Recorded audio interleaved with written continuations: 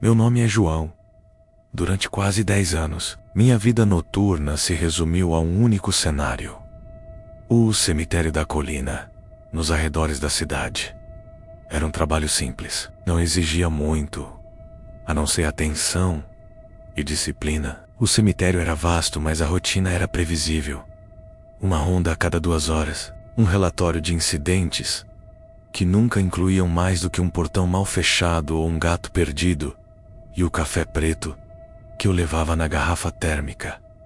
Eu era um homem cético. Eram ossos sob a terra, pedras esculpidas e o silêncio da madrugada. O cemitério era meu escritório, nada mais.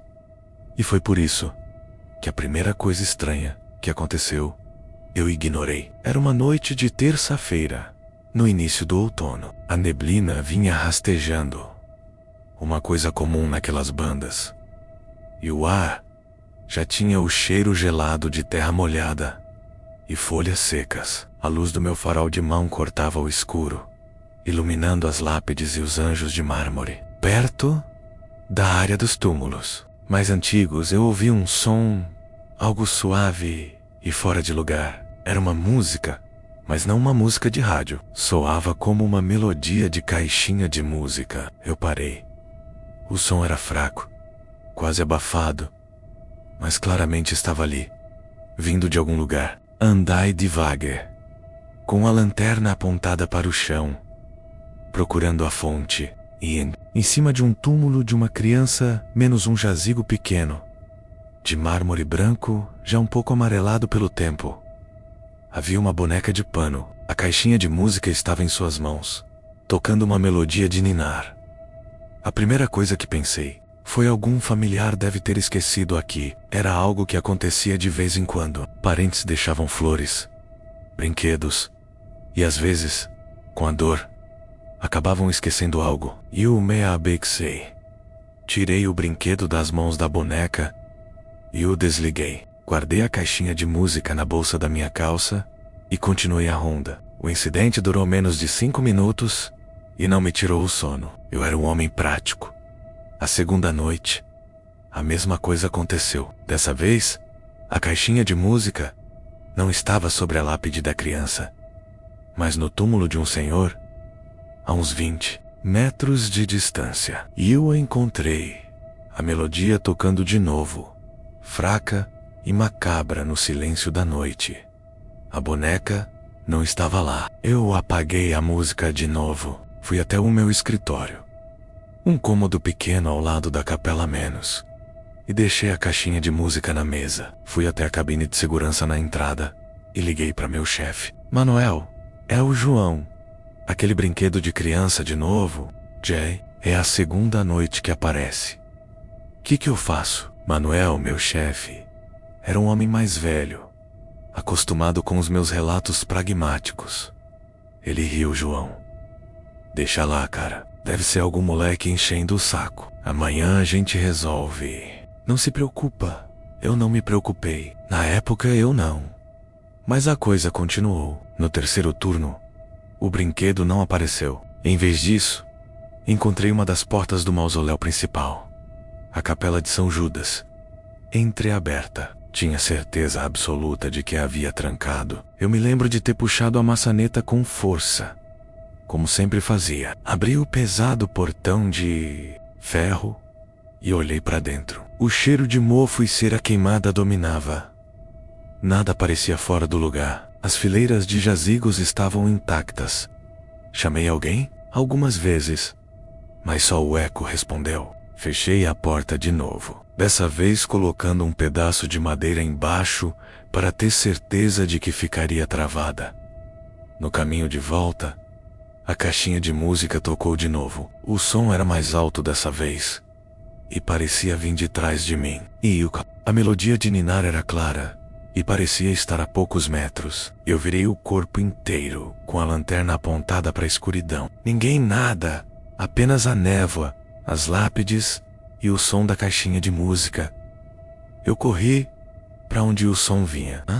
Caixinha de música estava no túmulo da criança de novo. Eu me abaixei e a peguei. O brinquedo não tinha bateria, nem corda. A melodia continuou tocando por uns 10 segundos, mesmo depois de eu ter a segurado.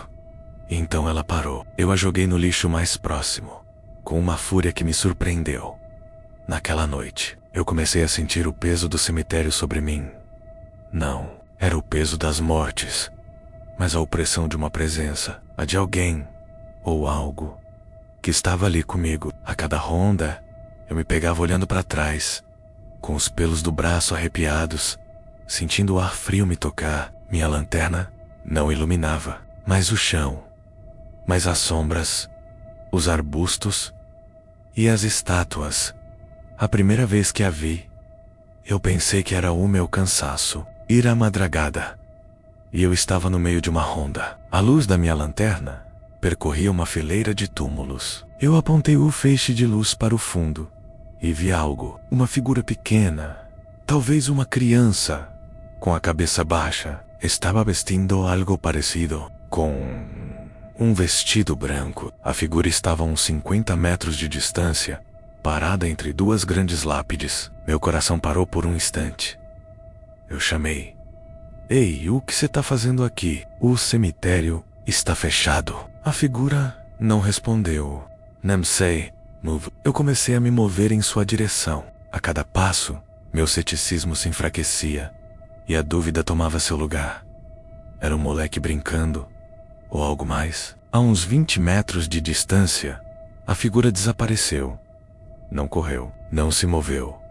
Simplesmente não estava mais lá. E Yuka, meus pés se recusavam a ir para frente. Apontei a luz para o lugar onde a figura estava, mas não havia nada, exceto a grama molhada de orvalho. Eu continuei andando na grama. A uns poucos metros do lugar onde a figura estava, havia uma trilha de pequenas pegadas de pés descalços, que vinham de lugar nenhum e terminavam no mesmo lugar. Emeoe, maioe nada. Eu me recusei a acreditar. Eu me convenci de que havia sido um truque de luz, um efeito da neblina, uma miragem causada pelo sono. Mas a partir daquele dia, eu não dormia mais. As rondas se tornaram uma tortura. As horas não passavam. Eu passei a sentir que a presença era uma criança. Às vezes eu ouvia o som de um riso fraco, um choro abafado, ou o som de uma mãozinha batendo de leve na porta da cabine de segurança. Eu me encolhia em minha cadeira, com a lanterna na mão, esperando que amanhã chegasse. Eu pesquisei a história do cemitério no arquivo da prefeitura e encontrei o que me tirou o chão: o túmulo de uma criança que morreu afogada. A criança se chamava Lúcia e tinha apenas 6 anos. A data da morte era de 1978. A última noite, a noite que me fez pedir demissão, começou normal. Mas eu já não estava normal. Manhunt era um campo de batalha. Eu sentia que estava prestes a explodir. Eu havia ligado para meu chefe de novo, implorando por uma folga, mas ele me disse que a única pessoa que poderia me cobrir estava doente. Aguenta mais uma noite, João. É só uma fase. Foi a pior fase da minha vida. Eu saí para minha primeira ronda e logo do cara, a caixinha de música estava de volta. Não estava no túmulo da criança, nem no túmulo do senhor. Estava em cima da mesa do escritório, na minha cabine de segurança. Eu estava com a chave no bolso. Eu tinha certeza. Eu a peguei, apaguei a melodia e a joguei na lixeira da cozinha. Mas eu sabia que não adiantaria de nada. A partir daquele momento, o jogo havia mudado. Ela não estava mais se escondendo. Ela estava me mostrando que estava no controle. Eu segui a ronda, com a lanterna firmemente presa na mão, os olhos fixos na escuridão. O ar ficou pesado, frio. Mesmo com o casaco, eu podia sentir o frio entrando pelos meus ossos. E eu ouvi o som de passos, pequenos, leves, mas inegáveis. Não eram os passos de um gato, nem os de um guaxinim. Eram passos de pés descalços. Na grama molhada, eu virei o corpo, com a lanterna apontada para o som. O som parou. Eu virei de novo. com a lanterna apontada para o meu lado esquerdo. O som recomeçou, vindo de uma direção diferente. Era como se a presença estivesse me cercando. Eu parei. Não me movi. Fiquei parado no meio do cemitério. Eu senti o som atrás de mim. Virei a lanterna lentamente. Não havia nada. Mas, não. Meio do nada, a caixinha de música começou a tocar. A melodia veio de trás de mim, vindo da escuridão. Eu virei a cabeça de novo. E então, eu a vi. A figura da criança. Ela estava parada, a uns 10 metros de distância, com a cabeça baixa. Mas dessa vez, ela estava mais perto. E a luz da minha lanterna estava mais forte. Eu podia ver o vestido branco, um pouco sujo de terra, e eu pude ver os pés descalços. Meu coração bateu tão forte que eu achei que fosse explodir. Mas eu não me movi. Eu estava hipnotizado. De repente, a figura levantou a cabeça. Seu rosto não estava brilhando, nem era transparente. Parecia uma criança normal, exceto por seus olhos. Eles eram completamente pretos, como 2 pedaços de carvão. E ela não sorriu, não fez nenhum som. Apenas me olhou, fixo, e então, lentamente, ela levantou o braço e apontou para o túmulo de Lúcia. Eu me lembrei da pesquisa que eu havia feito. Lúcia, 6 anos. Morte por afogamento. Eu senti o ar se tornar mais frio e o som de uma voz de criança fraca e distante sussurrou algo que eu não consegui entender. Mas o que me quebrou, o que me fez desistir de tudo, não foi a aparição. Foi o que ela fez a seguir. A figura deu um passo em minha direção, e atrás dela, as portas do mausoléu de São Judas se abriram com um rangido lento e agudo. Eu me lembrei de ter colocado a trava na porta, e eu sabia que não havia vento. Era um convite para entrar. Eu não pensei 2 vezes. E eu me vira e corri. Não para o escritório, não para o carro. Eu corri para o portão principal, para fora do cemitério, sem olhar para trás. Eu ouvi os meus passos na grama, ofegante. Eu passei pelo portão pelo qual eu passava todos os dias. E eu ouvi um grito de criança, agudo, cheio de dor e fúria. E então, o portão, que eu tinha trancado, bateu, se fechando com um baque que ecoou por todo o cemitério. E eu não voltei para pegar meu carro, meu casaco ou meu pagamento. Eu simplesmente andei pela rua até a delegacia mais próxima, tremendo, e liguei para o meu chefe. Eu não disse que eu havia visto um fantasma. E eu disciplina. Uma frase. Manuel, eu peço demissão e não volto lá nunca mais. Você pode mandar alguém no meu lugar, mas eu não entro naquele lugar novamente. Hoje, eu trabalho em uma fábrica. É um trabalho pesado, sujo, barulhento. Mas eu não me importo. O barulho me faz sentir seguro, porque me lembra que não estou sozinho. Às vezes à noite, quando o silêncio bate, eu me lembro dos passos, do som e da caixinha de música e do que me olhou de volta. E eu sei que o meu trabalho era apenas vigiar. E eu cumpri o meu dever.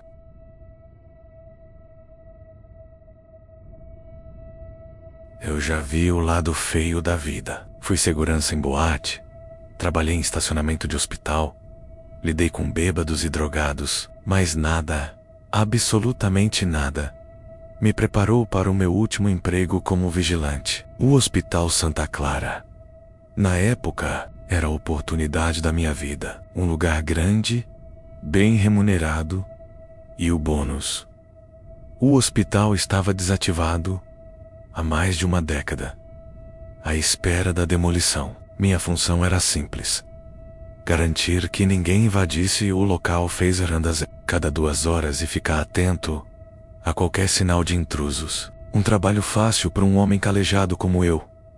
Na primeira semana, as noites eram calmas. Eu passava o tempo assistindo a filmes antigos no tablet, jogando paciência no celular e fazendo minhas rondas. O hospital era um labirinto de corredores, quartos vazios e cheiro de mofo e desinfetante velho. Eu me acostumei com o eco dos meus passos e com o farfalhar das pombas que entravam e saíam pelas janelas quebradas. Era um lugar silencioso, mas não assustador. Era só um prédio velho e abandonado. O primeiro sinal de que algo estava fora do lugar aconteceu na terceira noite. Eu estava no antigo andar de pediatria. Era o andar mais triste. As paredes tinham desenhos de palhaços e ursinhos já desbotados, e o ar era mais pesado. Eu tinha certeza de que a porta de um dos quartos estava fechada, mas ao voltar pelo mesmo corredor, vi que ela estava entreaberta. Era um detalhe mínimo. Eu pensei, foi o vento. Eu a fechei com força e continuei a ronda. Na noite seguinte, a mesma porta estava aberta. E desta vez, eu ouvi um som, algo suave e distante. O barulho de um carrinho de Gurney, aquele tipo de maca com rodinhas, rangendo no chão. O som era inconfundível. Eu segui o barulho, com a minha lanterna em punho, e virei no corredor. O som parou. Eu estava parado em um corredor comprido, com fileiras de quartos em ambos os lados. Era como se o som estivesse brincando comigo. Eu voltei para o meu posto, me convencendo de que estava cansado e que minha audição estava me pregando peças. A rotina se quebrou por completo na quinta noite. Era por volta da meia-noite, quando eu comecei a minha segunda ronda. Eu passei pelo andar de pediatria e a porta estava fechada. Eu continuei, descendo para a antiga sala de cirurgia. O lugar era um museu de terror. Carrinhos com instrumentos cirúrgicos estavam cobertos por panos brancos, e o cheiro de metal e desinfetante era mais forte do que em qualquer outro lugar. Foi aí que eu ouvi o som de um choro abafado. Era o som de uma criança vindo de algum lugar no corredor. Eu me escondi atrás de uma parede, com o coração acelerado. Era um choro de dor, um choro de medo. Eu me preparei para o pior. Amen, Trussell. Algum moleque enchendo o saco. Eu liguei a minha lanterna e procurei a fonte do som. O choro parou. Eu andei devagar, com os olhos fixos na escuridão. Eu encontrei o que parecia ser a fonte do som. Uma pequena porta com uma placa escrita: quarto de descanso. Eu girei a maçaneta e entrei. Não havia ninguém lá. Apenas uma cadeira de balanço no meio do quarto, coberta por um lençol branco. E então, algo chamou a minha atenção. Uma agulha de injeção, completamente limpa, no chão. Eu a peguei, com a mão tremendo, e a guardei no bolso. O terror daquele lugar não vinha de fantasmas. Vinha da sensação de que o sofrimento das pessoas que viveram e morreram ali ainda estava impregnado nas paredes, e que a dor, o medo e a agonia podiam ser sentidos. A cada ronda, eu me sentia mais e mais sufocado. As paredes pareciam sussurrar para mim, e os sons, os choros, os gritos se tornaram mais claros. Eu tentei convencer a mim mesmo de que o som era o vento, mas eu sabia que não era. Era um hospital abandonado, mas não era vazio. A noite que me quebrou, a noite que me fez pedir demissão, começou por volta das 3 horas da manhã. O rádio da minha sala de controle, que estava fora do ar, começou a chiar. Eu pensei que fosse um problema de sinal. Mas então, uma voz veio de dentro do rádio. Uma voz de criança fraca e distorcida. Por favor, socorro, oh Doubter. E então, a voz foi cortada por um som agudo. O som de um monitor cardíaco, emitindo um bip contínuo, um flatline. O som me fez gelar. Eu me levantei. Meu coração batia tão forte que eu achei que ia pular pela minha boca. Eu sabia que o rádio não funcionava. E eu sabia que aquele som, aquele flatline, não era de um rádio. Era real. O som vinha do último andar, onde ficava a ala de internação. Eu peguei a minha lanterna e a minha arma. Fui para o elevador, mas ele estava fora de serviço. Eu subi as escadas, 2 degraus de cada vez, com o meu coração na garganta. Eu cheguei no último andar, ofegante. As luzes da minha lanterna percorriam o corredor, os quartos, as portas abertas, os lençóis jogados no chão. Oh, ar fico, mês, frio.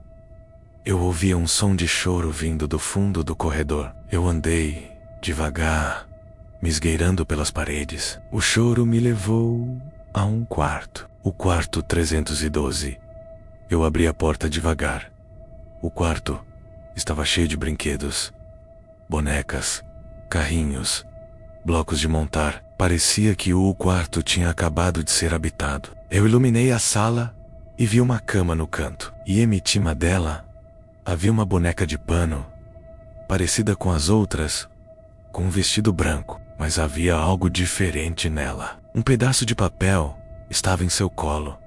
Eu o peguei, com a mão tremendo. Eram 2 palavras, escritas com uma letra infantil. Ele está aqui. Eu me virei para a porta, e lá estava ele. A figura de um homem, de terno, com uma máscara de gás. Ele estava parado, sem se mover. Ele não tinha nada em suas mãos, mas os seus olhos eram completamente vazios. Ele se virou e apontou para o corredor, e eu ouvi um grito, o grito de um homem. Eu me virei e vi a figura de um médico correndo, com a mão no pescoço. O médico gritou, e o som foi cortado abruptamente por um som de estilhaço, o som de vidro quebrando. Eu me virei de novo, e o homem com a máscara de gás não estava mais lá. Mas o que ele tinha apontado para o corredor agora estava à minha frente. A boneca de pano. Eu a peguei, com a mão tremendo, e corri para fora do quarto, para o corredor, para as escadas. Eu desci as escadas, sem parar, sem olhar para trás. Eu ouvi o som dos meus passos e do meu coração batendo forte.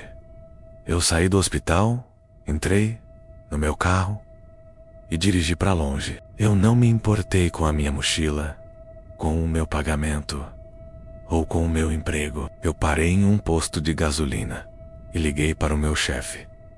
Eu não disse que tinha visto fantasmas. Eu disse apenas uma frase: o hospital não está vazio e eu não volto lá nunca mais. Você pode mandar alguém no meu lugar. Eu nunca mais trabalhei como vigilante noturno. Eu trabalho em uma fábrica, em uma linha de produção, e o barulho das máquinas me faz sentir seguro. Que não estou sozinho. Mas à noite, quando o silêncio bate, eu me lembro dos sons, da risada oca da boneca, do grito de um homem quebrado e do som de vidro quebrando. E eu sei que o meu trabalho era apenas vigiar, mas o que eu vi me fez entender que alguns lugares não podem ser demolidos e a história deles não pode ser esquecida.